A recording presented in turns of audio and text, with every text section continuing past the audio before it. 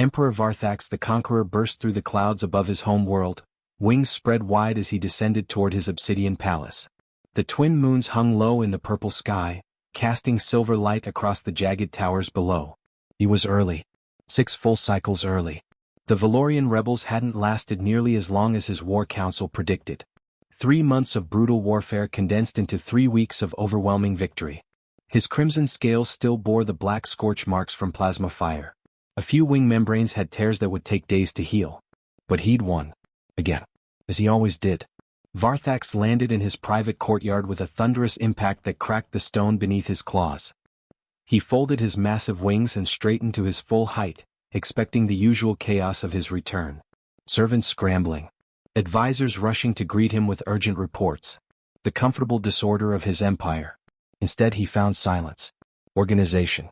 The courtyard stones had been repaired since he left. The landing pad was spotless. Even the decorative flame posts burned at exactly the same height, something that never happened. Something was wrong.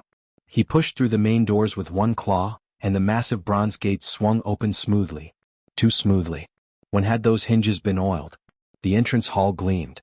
Actual light reflected off the marble floors. He could see his own reflection in the polished stone.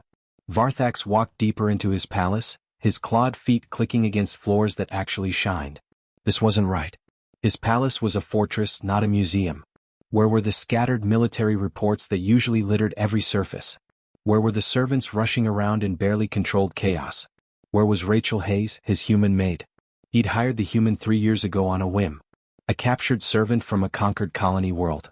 She was quiet, efficient, and importantly, didn't bore him with constant chatter like his dragon servants did.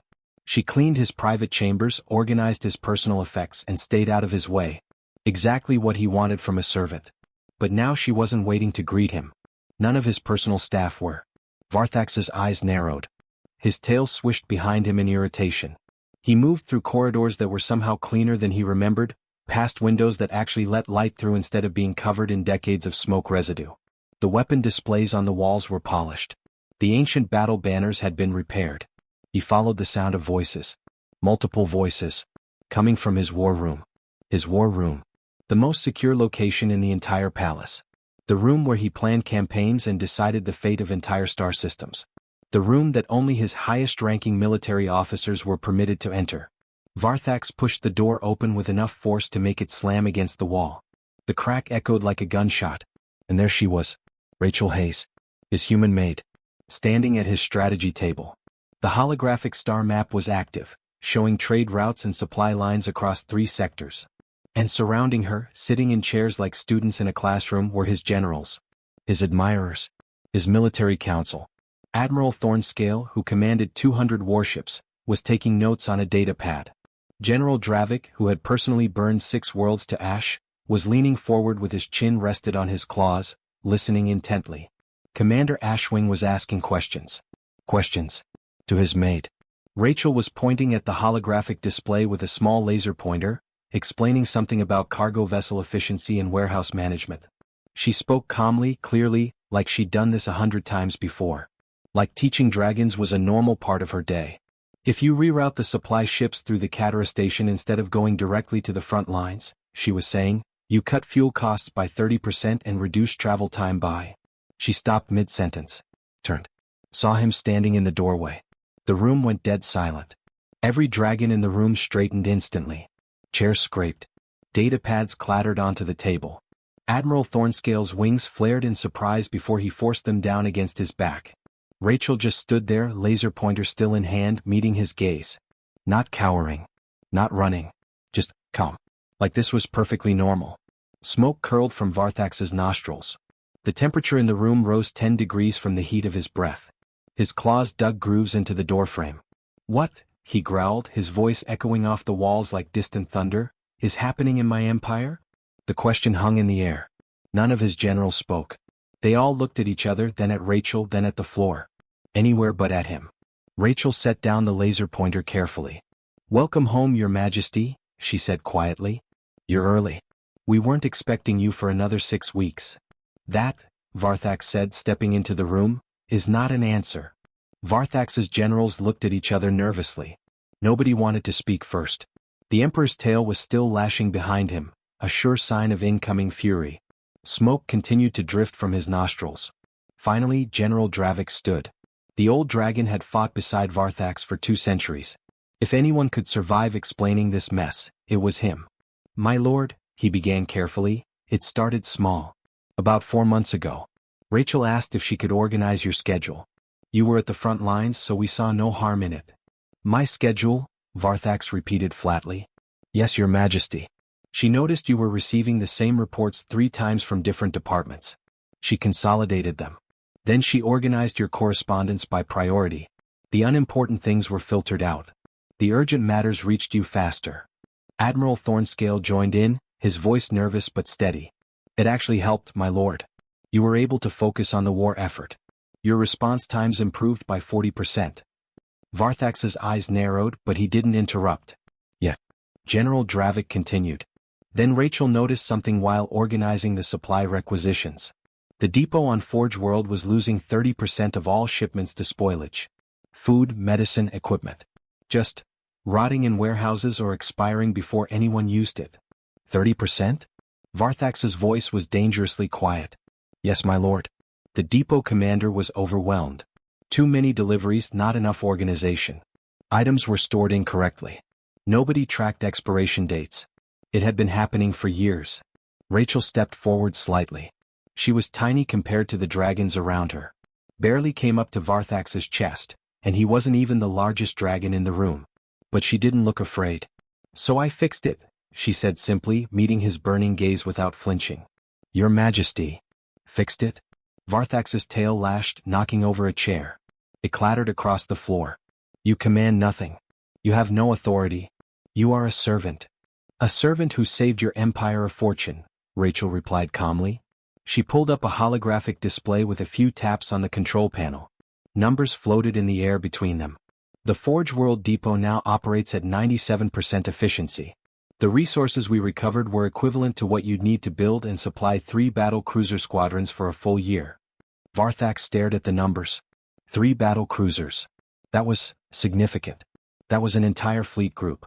General Dravik cleared his throat. "And she also resolved the Centauri border dispute." The temperature in the room dropped. Varthax turned slowly to face his general. "The what?" "The border dispute with the Centauri systems," Admiral Thornscale added quickly, his words tumbling out fast. "The one that's been threatening to turn into a full war for the past 8 years. Rachel resolved it. Without bloodshed. Saved us from what would have been a decade-long conflict, minimum." Varthax couldn't speak. The Centauri situation was a nightmare. 2 allied governors arguing over 3 mining planets. Both threatening to secede if they didn't get their way. He'd been planning to just crush both of them and install new leadership after the Valorian campaign ended. How, he finally managed. Rachel pulled up another display. This one showed mining output, resource distribution, and profit projections. Both governors wanted the mining rights. But neither of them actually needed all 3 planets. Governor Kellis needed the titanium from 2 planets. Governor Vex needed the rare minerals from the 3rd planet and one of the titanium planets. I proposed a split based on actual resource needs rather than territorial pride. Both governors increased their profits by 40% and stopped threatening rebellion. "You negotiated with my governors?" Varthax's voice rose. "You?" "I sent you a report about it," Rachel said quietly. 12 weeks ago. Marked urgent." Varthax looked at his staff. Commander Ashwing wouldn't meet his eyes. "We may have filtered that one out, my lord. It was marked as a domestic matter. We thought it wasn't important enough to bother you with during the campaign." The Emperor's claws dug into the strategy table, leaving deep gouges in the metal surface. His staff had been screening his messages, deciding what was important. And they dismissed his human maid's reports as irrelevant. Rachel wasn't finished. She pulled up more displays, filling the air with data. "There's also the agricultural reforms on 7 planets. Crop yields are up 45%. The trade agreements with the Silveran Confederation and the Korth Union, they were former enemies, but we've established profitable partnerships. The education initiative that's reduced piracy in the outer sectors by 60%. And the citizen satisfaction ratings across the Empire have tripled in the last 4 months." She looked at him directly. "I sent you weekly updates about all of it. Every single project. Every decision. Your staff marked them all as irrelevant domestic matters and never forwarded them to you. Varthax slowly turned to face his military council. Every dragon in the room suddenly found somewhere else to look. The floor was apparently fascinating. The ceiling had interesting cracks. Anything to avoid their emperor's gaze. You, Varthax said slowly, smoke curling thicker from his nostrils, kept this from me? We didn't think, General Dravik started. Clearly, Varthax interrupted, his voice like grinding stone, you didn't think at all. Everyone out, Varthax commanded, his voice leaving no room for argument. His general scrambled toward the door. Admiral Thornscale moved fastest despite his size, nearly tripping over his own tail in his hurry to leave. General Dravik paused at the doorway, looking back at Rachel with something like concern in his ancient eyes, but Varthax's growl sent him scurrying away. The door sealed shut with a heavy thud. The sound echoed in the suddenly empty war room. Now it was just the Emperor and his human maid. Alone. Varthax circled her slowly, his massive form making the room feel smaller. His claws clicked against the floor with each step. Rachel stood completely still at the strategy table, hands clasped in front of her. She wasn't shaking. She should have been shaking. Explain yourself, Varthax demanded, stopping directly in front of her. He towered over her, smoke still drifting from his nostrils. And choose your words very carefully. Rachel looked up at him. Actually looked up, making eye contact. Humans never seem to understand proper fear. Or maybe this one just didn't care. Your empire was bleeding out, she said quietly but firmly. What? The word came out as a snarl. Rachel reached for the control panel, pulling up new holographic displays. Economic charts filled the air around them. Red numbers. Declining graphs. Projected shortfalls. Your people were exhausted, Your Majesty. Your conquests were costing more than they gained. Every new war drained the treasury. Every occupied planet required more soldiers, more resources, more attention. She pulled up a timeline. 5 years ago your empire was wealthy. 3 years ago comfortable. Last year you started borrowing against future tax revenue. This year, you would have been bankrupt within 8 months. Impossible, Varthax growled. But he was looking at the numbers. His eyes tracked the declining curves. You're an incredible warrior, Rachel continued. Maybe the greatest in the galaxy. But nobody ever taught you how to actually run what you won. Nobody showed you how to make a conquest profitable instead of just expensive. She changed the display, showing different concepts. Strange human words floated in the air. Sustainable economics. Diplomatic escalation ladders. Trade partnerships. Soft power. Soft power? Varthax scoffed. There is only real power. Military strength. The ability to destroy your enemies. Is it? Rachel pulled up more data. Let me show you something from human history. My home world. We spent thousands of years making the same mistakes you're making now. Images appeared. Ancient empires. Rome. Mongolia. Napoleon's France. The British Empire. These empires conquered enormous territories through military might. Some of them ruled for centuries. They were powerful. Unstoppable. And then they collapsed. She zoomed in on different time periods. Rome fell because it couldn't afford its own military. Mongolia's empire shattered after a few generations because it was held together only by fear. Napoleon's France burned itself out in constant warfare. The British Empire crumbled under the cost of maintaining territories that hated them. Varthax watched silently. His tail had stopped lashing. But look at these, Rachel continued, pulling up different examples. Smaller nations. Less military power. Switzerland. Singapore. Nordic countries. They thrived through trade, diplomacy, and building systems that worked. They made allies instead of enemies. They invested in their people instead of just conquering more territory. She turned to face him directly. We humans learned the hard way. You can conquer with fire and fear. You can burn worlds and break armies. But you can't build something lasting that way. That requires trust. Efficiency. Giving people reasons to be loyal instead of just reasons to be afraid. Varthax wanted to rage. Wanted to remind her that dragons had ruled the stars for 10,000 years. That his ancestors had built this empire through strength and conquest. That humans were barely spacefaring when dragon fleets already controlled entire sectors. But he couldn't deny the data floating in front of him. Every metric had improved in the 4 months she'd been working. Tax revenue up. Military costs down. Citizen satisfaction tripled. Former enemies becoming trading partners. His treasury was fuller now than it had been in 5 years. The Centauri dispute alone would have cost you billions, Rachel said quietly. Years of warfare. Thousands of lives. Instead, both governors are happy and productive.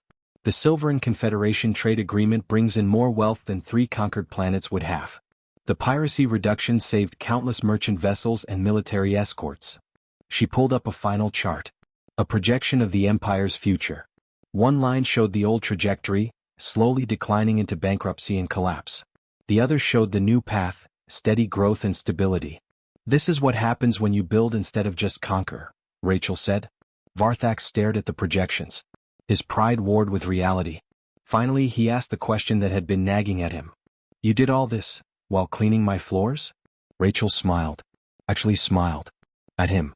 At the Emperor who could incinerate her with a thought. I'm good at multitasking, Your Majesty, she said. You'd be surprised what you can accomplish while dusting. Despite everything, Varthax felt something unexpected. Not anger. Not fury. Something almost like respect. This tiny human had saved his empire. And he hadn't even noticed. Varthax didn't sleep that night. Or the next. Dragons could go weeks without rest when necessary, and this was necessary. He spent 7 days straight investigating every single thing Rachel Hayes had done in his absence. He was looking for the flaw. The hidden betrayal. The secret plot. No servant, especially not a human servant, could accomplish what she claimed without some ulterior motive. There had to be something wrong. Something dangerous lurking beneath all these supposed improvements. He started with the Centauri border dispute. Pulled every communication. Read every negotiation transcript. Analyzed every trade agreement clause. He brought in his legal advisors, his economic ministers, his intelligence officers. They all examined Rachel's work from every angle. They found nothing wrong. In fact, the agreements were brilliant. Airtight. Both governors had signed enthusiastically. The mining operations were already showing increased output. Everyone was making more money than before. Next, he investigated the supply depot reforms. Flew personally to Forge World, unannounced, to inspect the warehouses. The depot commander nearly collapsed when the Emperor suddenly appeared in his office. But the commander had nothing but praise. That human of yours is a genius, Your Majesty, he said, showing Varthax the new inventory systems. We always knew things were wasteful, but we didn't know how to fix it. She just walked in one day, watched us work for an hour, and redesigned the entire operation. The warehouses were immaculate. Color-coded storage sections. Automated expiration tracking. Efficient loading patterns. The commander pulled up statistics showing the dramatic reduction in waste. We're saving enough resources every month to supply a battle cruiser for a year, he said proudly. Varthax moved on to the agricultural reforms. Visited 4 of the 7 planets Rachel had worked with. Met with farmers and agricultural ministers. They all told similar stories. The human had analyzed their soil compositions, weather patterns, and crop rotations. Then she'd introduced techniques from Earth, something called crop rotation, and companion planting, and sustainable irrigation. Our yields are up 45%, one farming collective leader explained. And the soil is actually getting healthier instead of depleted. She taught us how to work with the land instead of just draining it. On the 3rd day of investigation, Varthax discovered something that made his blood run cold. In the intelligence archives, he found a report Rachel had filed 5 months ago. A warning. She'd identified a brewing coup attempt. 3 planetary governors in the Outer Rim had stopped attending council meetings. They'd stopped responding to routine communications. Small things. Easy to miss. But Rachel had noticed the pattern. She dug deeper. Found evidence they were stockpiling weapons. Moving military assets. Making secret alliances. They were planning to declare independence and take 6 planets with them. It would have sparked a civil war. Rachel had traveled to meet with each governor personally. Not with threats. Not with military force. She'd simply asked them what was wrong. They'd told her. Heavy taxes. Ignored requests for infrastructure repairs. Feeling like the Emperor didn't care about their distant planets. Legitimate grievances that nobody had bothered to address. So Rachel addressed them. Restructured their tax burden. Approved their infrastructure projects. Gave them a direct communication channel to the Imperial administration. The coup evaporated before it even began. Why didn't I know about this? Varthax demanded when he called his intelligence chief. A coup attempt. The intelligence chief looked uncomfortable. The human filed a report, my lord. But it was marked as resolved. We didn't think it warranted disturbing you at the front lines. It seemed like a minor diplomatic matter. A minor diplomatic matter. Thousands of lives saved. 6 planets kept loyal. All dismissed as unimportant. Varthax continued his investigation and found more miracles. A medical exchange program that Rachel had created. Dragon physicians were learning human surgical techniques. Apparently humans had developed incredibly precise methods for operating on small, delicate structures. Meanwhile, human doctors were studying dragon biology, learning how dragons healed from wounds that would kill most species. The knowledge exchange has saved millions of lives, the chief medical officer reported. We've reduced combat mortality rates by 30% using human trauma response protocols. And we've helped the human colonies cure diseases they've struggled with for decades by applying our regenerative medicine research. On the 5th day, Varthax made an embarrassing discovery in his own throne room. He'd been sitting on his throne reading reports when he suddenly realized something. His wings didn't ache. The chronic pain in his wing joints, something he'd lived with for 50 years, just accepting it as a consequence of age and old battle injuries, was gone. He looked around the throne room with new eyes. The ventilation ducts had been repositioned. The airflow patterns had changed. The temperature and humidity were different. More comfortable. Rachel had redesigned his throne room. And he hadn't even noticed until now. By the 7th day Varthax had seen enough. He summoned his entire military staff to the council chamber. Every general. Every admiral. Every advisor who'd been screening his communications. They stood before him, nervous and silent. Why didn't I know about any of this? Varthax roared, his voice shaking the walls. A coup prevented. Medical breakthroughs. Economic reforms. My own staff keeping me ignorant. General Dravik wilted under the Emperor's gaze. You said you didn't want to be bothered with servant matters, my lord? Years ago. When you first hired the human. You told us to handle the domestic affairs and only bring you military concerns. So you thought. We thought a human couldn't possibly contribute anything meaningful, Admiral Thornscale admitted quietly. We filtered out her reports because we assumed she was insignificant. Just a servant. What could she possibly know that we didn't? Varthax's voice dropped to something low and dangerous. More terrifying than his roar. You filtered out her reports because of prejudice. Because she was human. Because she was a servant. You decided she couldn't contribute anything valuable, so you never even looked at what she was trying to tell me. The council chamber was deathly quiet. Rachel Hayes has been trying to help me all along, Varthax said slowly. And my own prejudice, and yours, kept me blind to it. The Imperial Assembly hadn't been this full in decades. Every noble family sent representatives. Every admiral in the fleet attended in person. Planetary governors traveled from across the Empire. The Great Hall was packed with hundreds of dragons, their scales gleaming in the light of 1,000 flame torches. Word had spread quickly. The Emperor's human maid had overstepped. Had acted without authority. Had reformed imperial policy without permission. A trial was coming and everyone wanted to witness it. Rachel Hayes stood at the center of the hall, on the raised platform where accused criminals faced judgment. Heavy chains bound her wrists and ankles. Standard procedure for imperial trials. The chains were purely ceremonial, they wouldn't actually stop anyone from escaping, but they sent a message. The accused had no power here. Rachel stood straight despite the chains. She didn't look afraid. Didn't look down at the floor like most accused did. She just waited calmly as if being tried before the entire imperial court was a normal Tuesday afternoon. Varthax entered from the Emperor's gate, his crimson scales polished to a mirror shine. He climbed the steps to the massive throne carved from a single piece of volcanic stone. The hall fell silent. Even the flames seemed to burn quieter. Rachel Hayes, Varthax's voice boomed across the hall like thunder. Every word echoed off the ancient walls. Human. Former servant of the imperial household. You stand accused of acting without authority. Of implementing reforms without permission. Of undermining traditions that have stood for millennia. The crowd murmured. Whispers rippled through the assembled nobles. This was it. The moment everyone had been waiting for. Executions were rare in the Empire, but this human had clearly overstepped too far. She'd pretended to be more than she was. She'd touched matters far above her station. Some of the younger nobles were already placing bets on how the execution would happen. Quick-fire breath?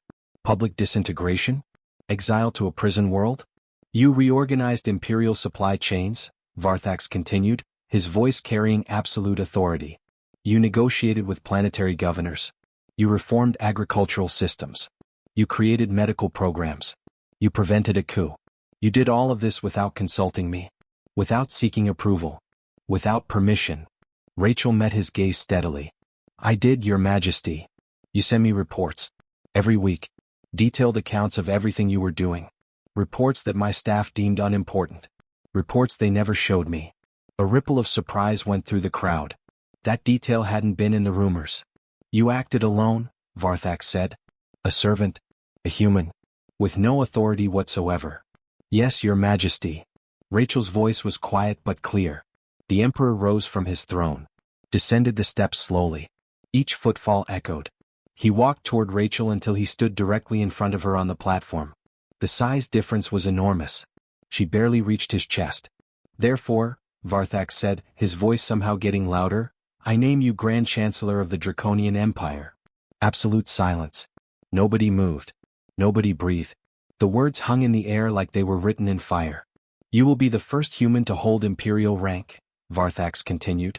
The first non-dragon in the High Council in our entire history. You will teach my generals what you know. You will continue the reforms you've started. You will have full authority over domestic affairs and economic policy. He paused. A long pause. Varthax never paused during official proclamations. And I, he said slowly, will actually read the reports you send me. 4-5 heartbeats, nothing happened.